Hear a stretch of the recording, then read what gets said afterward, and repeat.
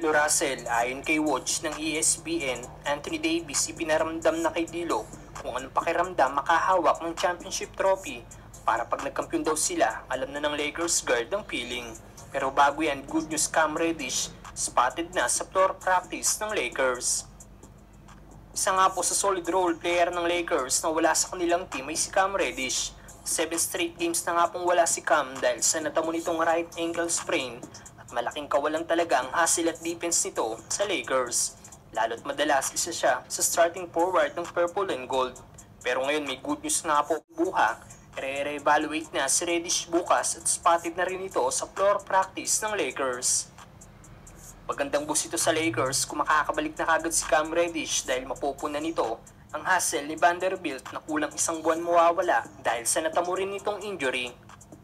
Samantalang good news, D'Lo hindi na ite-trade ng Lakers ayon kay Watch ng ESPN.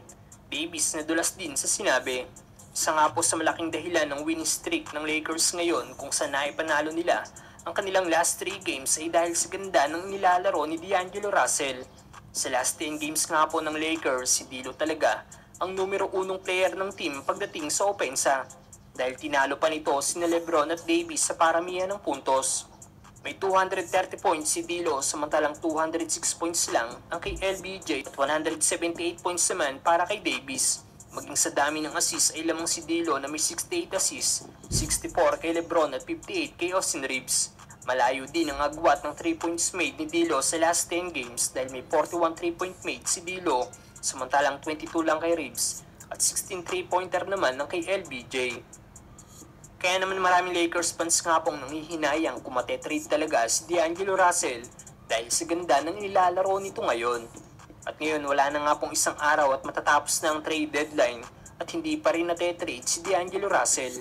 Ibinunyag rin ngayon ni Watch ng ESPN na hindi na daw ite-trade ng Lakers si D'Lo dahil sa ganda ng nilalaro nito ngayon. LA, their calculus has changed here in recent weeks with the reemergence of D'Angelo Russell. 3 weeks ago talagang hinahanapan daw ng trade deal ng Lakers si D'Lo pero hindi na daw ito ang kaso ngayon. At umaasa na lang ang Lakers na makabalik na kagad sina Cam Reddish at Gabe Vincent.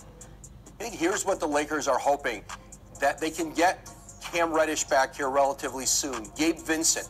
Pinaalam naman ni Anthony Davis na hindi talaga matetrade si D'Angelo Russell dahil sa kanyang house tour kasama si D'Lo. Nakaka-upload lang sa podcast ni D'Angelo Russell na The Backyard. Pinahawak ni Anthony Davis sa Lakers guard ang kanilang championship trophy noong 2020 at ipinaramdam dito kung anong feel ng isang championship trophy. Dagdag pa ni AD para alam na daw ni D'Lo ang pakiramdam pag nanalo sila ng kampyonato. Sa sinabi niyang go ahead, so you see how that MF feels. So when we going around, go ahead so you can see how that